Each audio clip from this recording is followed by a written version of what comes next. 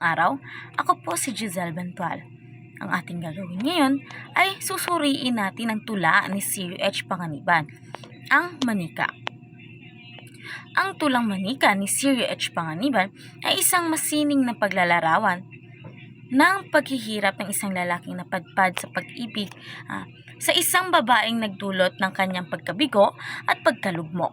Sa pamamagitan ng masining paggamit ng talinghaga at simbolismo, inilantad ng makata ang mga salungat na damdamin ng pag-ibig, pangungulila at paghihiganti.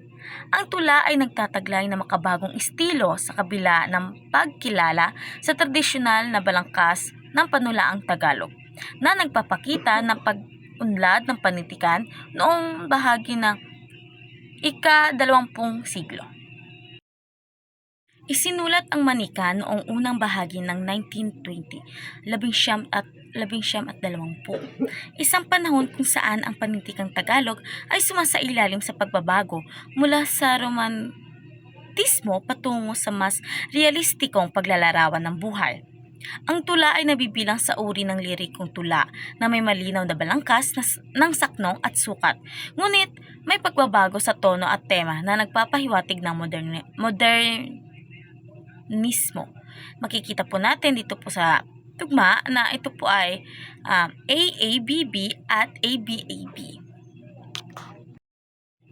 Ngayon naman ay ating pag-usapan ang tema. Unang-una ay ang pagkabigo sa pag-ibig.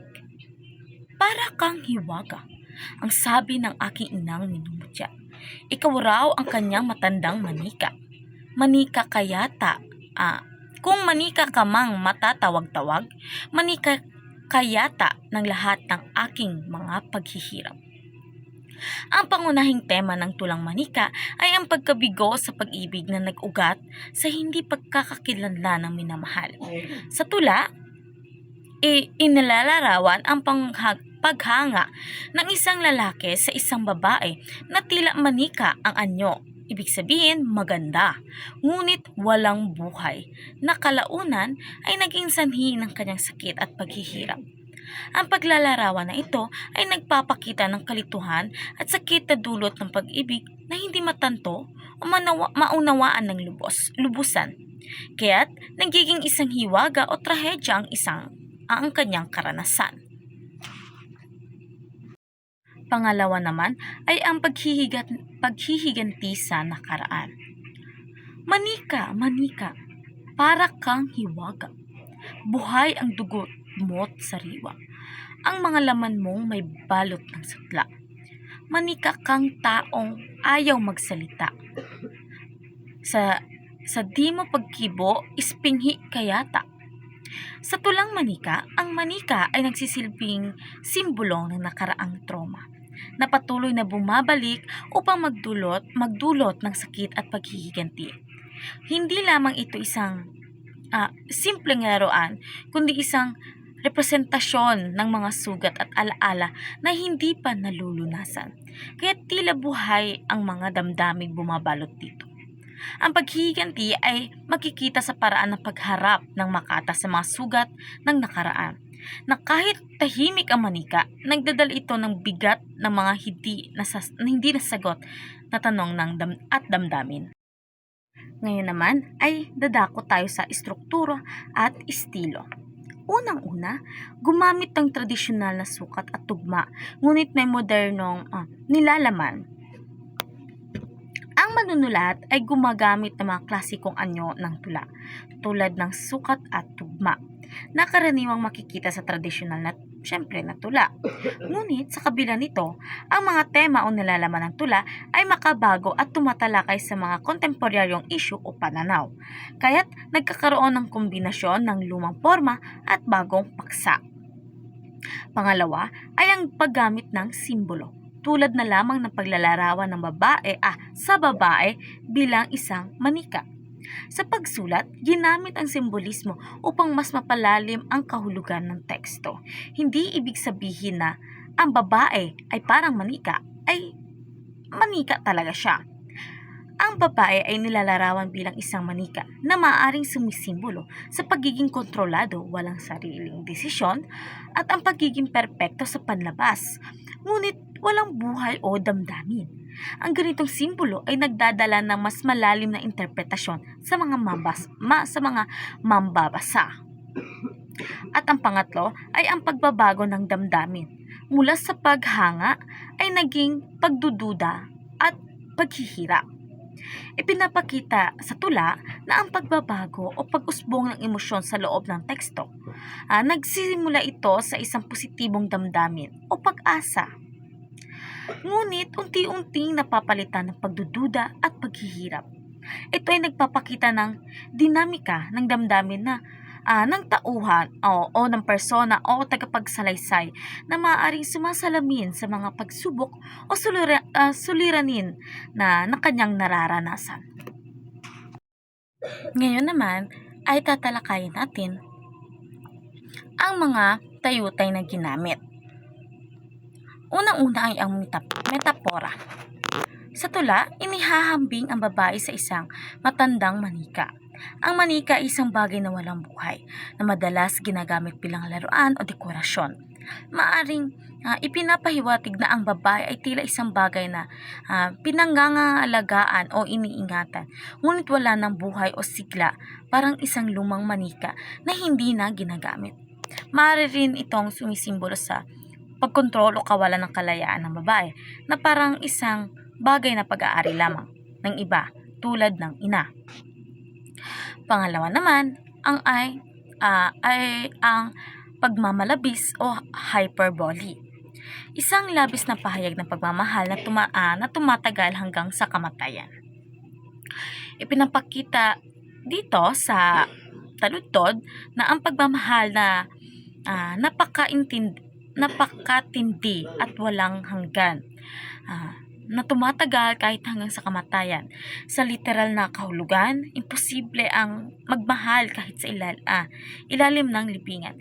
Kaya ito ay isang pagmamalabis. Sa tula, ginagamit ito upang ipakita ang lalim ng katatagan ng damdamin at nagmamahal. Sa handang manatili at magtiyaga kahit sa pinakamahirap na kalagayan. At pangatlo naman ay ang pagsasatao o personification. Binibigyan ng buhay at kakayahang umawit ang mga mata at panaginip ng mga bagay na walang buhay. Sinabi dito na ang pagsasatao ay napapalalim sa damdamin ng tula dahil ang mga mata ay nagiging simbolo ng damdamin o kalagayan ng tao. Ang pagpikit ng mga mata ay maaaring magpahiwatig ng pag-iwas, pagdaramdam, o pagkapagod. Sa konteksto ng tula, maaaring ipinapakita nito ang pagkalungkot o pagdududa ng babae na parang pagdududa sa babae na parang ang kanyang mga mata ay may sariling buhay at emosyon. Ngayon naman ay tutungo na tayo sa mensahe at aral ng tula. Una-una ay ang pagkawala ng pagmamahal ng isang mahal sa buhay ay nagdudulot ng matinding pangungulila at kalungkutan. Halimbawa dito, ngunit ngayon kami mangagsilaki na sa gitna ng layaw, sa ulilang bisig ng mutya kung inay